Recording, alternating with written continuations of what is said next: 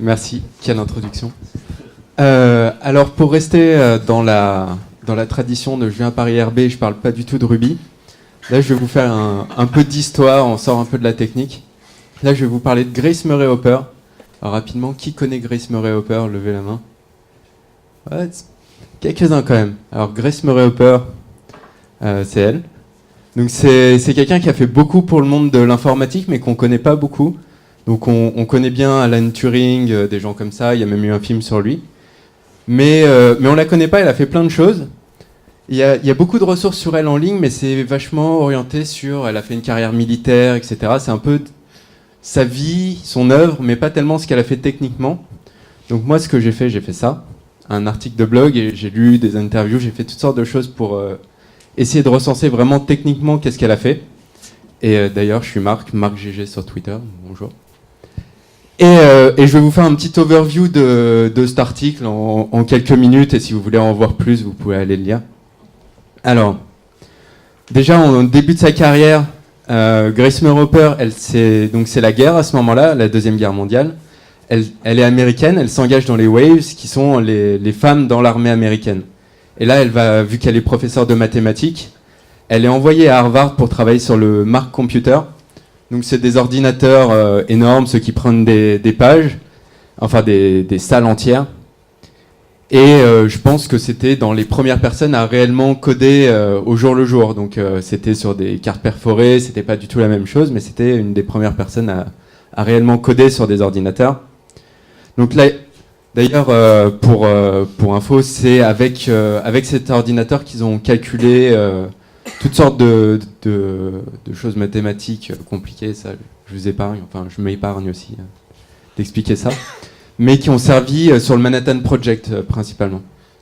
Donc la guerre se finit, elle reste un petit peu à Harvard, après elle change, elle part à Remington, et elle travaille sur l'Univac, donc ça ressemblait à peu près à ça, donc encore un ordinateur qui prend une salle complète, et dans l'Univac à ce moment-là, ce qu'il faut savoir c'est...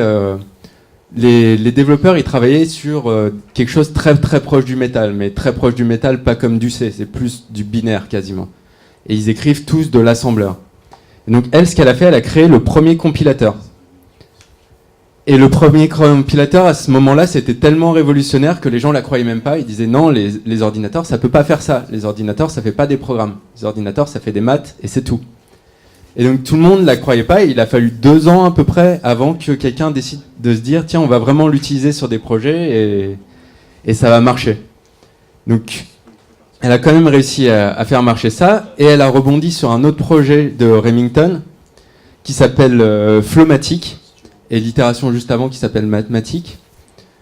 Si vous allez voir sur l'article de blog, il y a la brochure du langage, et c'est assez rigolo. Ils mettent en avant, oui, un langage formidable qui va résoudre tous vos problèmes business avec des super illustrations années 50. C'est assez surprenant. Et c'est le premier langage, donc c'est elle qui a introduit ça, c'est le premier langage à utiliser des mots-clés en anglais. C'est-à-dire à l'époque, maintenant ça paraît logique que si on veut faire un if, on écrit if, et if ça a un vrai sens. Bah, avant elle, on n'utilisait pas des mots-clés anglais. Et c'était quelque chose qui était vraiment pas acquis. Et pareil, elle a dû convaincre énormément de gens de le faire comme ça.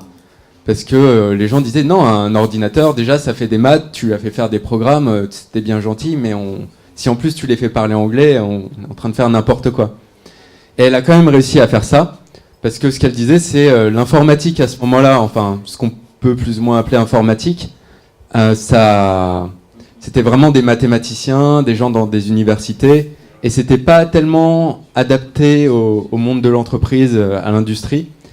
Et elle, ce qu'elle disait, et c'est assez révolutionnaire, moi je trouvais ça, je lisais des interviews d'elle dans les années 60-70, qui dit, oui, l'informatique, là on fait pas grand-chose, mais si seulement on avait une sorte de réseau connecté, d'ordinateur, plus léger, on pourrait faire quelque chose. Et c'est les années 60, c'est assez incroyable. Ce qui corrèle un petit peu ma théorie du moment qui dit que tout ce qu'on est en train de découvrir en ce moment, on se dit, les microservices, tout le monde a déjà trouvé ça, et dans les années 50, donc bon, comme ça c'est réglé. C'est assez intéressant de revenir un petit peu en arrière pour voir ces choses-là. Donc Grace Murray Hopper, je pense que ceux qui la connaissent comme étant la personne qui a inventé le COBOL. Alors, elle est connue pour ça, mais elle l'a pas fait.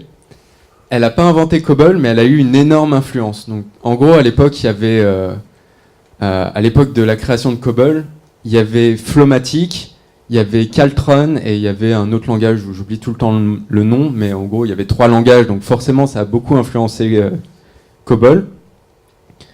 Et donc, elle, ce qu'elle dit, c'est, bon, si on prend Flowmatic et COBOL, COBOL, c'est 95% Flowmatic. Et donc, elle n'a pas créé COBOL, mais elle a poussé pour la création de COBOL, et Flowmatic est vraiment à la base de COBOL. Et elle a beaucoup travaillé, il me reste 2 slides. Et elle a beaucoup travaillé sur les standards et la portabilité, c'est-à-dire COBOL, le gros truc, c'est à l'époque, les programmes, on les développait pour un ordinateur et ils marchaient sur cet ordinateur. C'est pas Mac, Linux, Windows, c'est je prends mon Mac, je fais un programme ici, je veux le mettre sur le Mac qui est là-bas, je peux pas, faut tout réécrire. C'est même plus le même langage. Et donc elle a poussé pour mettre des standards, comme COBOL, qui vont permettre de créer un programme à un endroit et le réutiliser à un autre endroit, ce qui est quand même pas mal. Et elle a poussé ça encore plus loin sur... elle a eu des influences sur les best practices, comme on dit. Donc là, il y a dans le bouquin Pragmatic Programmer, on parle de Dry. Donc Pragmatic Programmer, c'est années 90, quelque chose comme ça. Bah, elle, années 60, elle dit bah, soyez Dry. Et c'est dans Flowmatic qu'on a la première apparition de la réutilisation de code. C'est-à-dire avant, j'avais un module qui faisait quelque chose. Si je voulais le réutiliser ailleurs, bah, je le recopiais. Je le copiais-collais pas parce que ça n'existait pas. Je le recopiais sur mes cartes perforées, comme ça. Et elle, c'était la première à dire, bah, ça, on perd du temps, c'est pas terrible, on réutilise pas ce qu'on a appris. Et qui a intégré la notion de module et qui a encouragé les ingénieurs à réutiliser dans des modules. Et donc voilà, je conclue sur... c'est une photo d'elle vers la fin de sa vie. Elle a terminé à Amiral, un titre à rallonge. Elle a une espèce de petit porte-avions de la Navy qui porte son nom, enfin la grosse classe, quoi. Et sinon, toutes sortes de choses. Et on recrute, je travaille pour Drivey, on recrute. Donc si vous voulez faire du race avec nous, vous pouvez venir me voir. Voilà, merci.